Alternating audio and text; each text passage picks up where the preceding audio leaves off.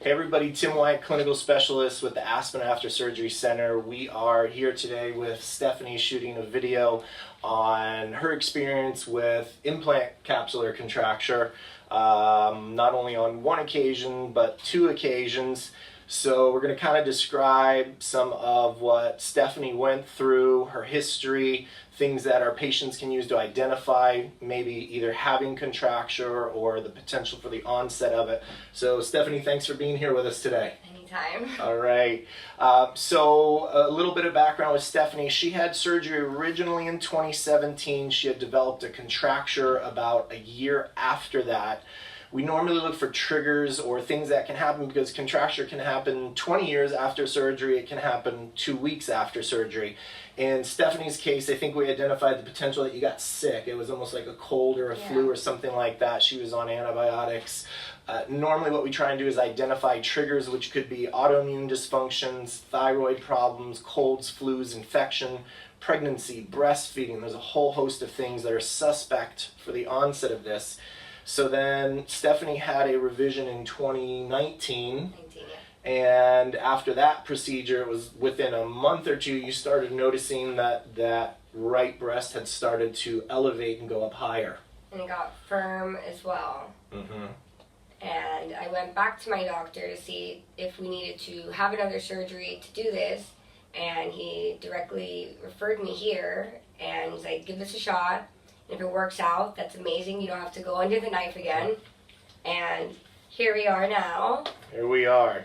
So let's talk about this capsule. So a breast implant, a pacemaker, anything foreign in our body gets a natural shell that forms around it. That's what this capsule is. And it can be a very thin, stretchy capsule, which is normally when the breast looks good and feels good and is soft. And then in contracture cases, that same capsule begins to squeeze and tighten, almost like a muscular contraction. And that's when patients will know if that implant starts to ride high or it doesn't drop after surgery and it's firm. That's typically capsular contracture. In Stephanie's case, she has a very reputable surgeon locally here who understood that non-surgical treatment for capsular contracture is a better first-run option versus surgery, which unfortunately, even despite you having a good surgeon, and all surgeons do their best with these procedures, to try and fix it surgically, typically it regrows, and that's of no fault to the surgeon. And despite the techniques of skin strips and vitamin E and acylate and singulair and other medications, once this condition starts, those things typically tend not to be beneficial. In Stephanie's case, we had done a full course of treatment with her. Her asymmetry was pretty high. I think you almost had like a 2 centimeter elevation of that right breast. It was very pronounced. You could notice it, right? Bra or bikini, you could see that right breast just sticking up out of the top of a shirt. You know, these are things that if your job involves people seeing you, or you know you're in the service industry or public eye and things like that, is very noticeable, and it makes patients self-conscious, I'm sure. Just going to the beach, maybe to someone they might not notice, but I see it every day in the mirror, and I just didn't feel confident anymore, and I wanted that back. And I have it back now. I'm so happy.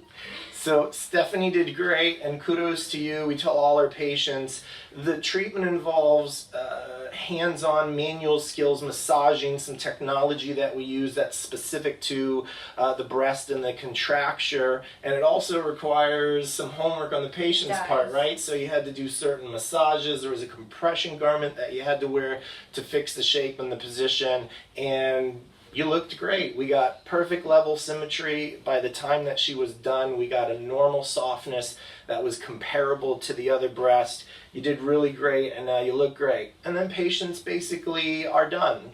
You are actually here after your discharge, plus a period of time beyond that in which we say, no more massaging, no more wrapping, no more compression garment, that you're done, and those things maintain and sustain. In rare cases, patients may experience some slight changes. We talked about periods, we talked about monthly feeling of things changes, stress, excuse me, hormonal changes. And these are all things that we teach the patient, and the added value of doing the Aspen treatment is you learned a bunch of stuff that maybe a surgeon's office wouldn't review on how to prevent it from coming back, because patients on very rare occasions can get the treatment and it can come back years later. So we educate you on that stuff, so now you, the patient, get to avoid the potential of that coming back. So you look great, you feel great, we're happy that you had such a great outcome. If anybody wanted to kind of ask any questions, could we share your email or some contact information in case they wanted to ask you about the experience? Awesome. We appreciate it. Congrats again. So everybody take a look at the banner below for the website and the phone number. Like us on our social media. Subscribe to our YouTube page. We've got lots of great information on it. You can see other patients like Stephanie with videos of before and afters and their real life experience and testimonials. See you all later.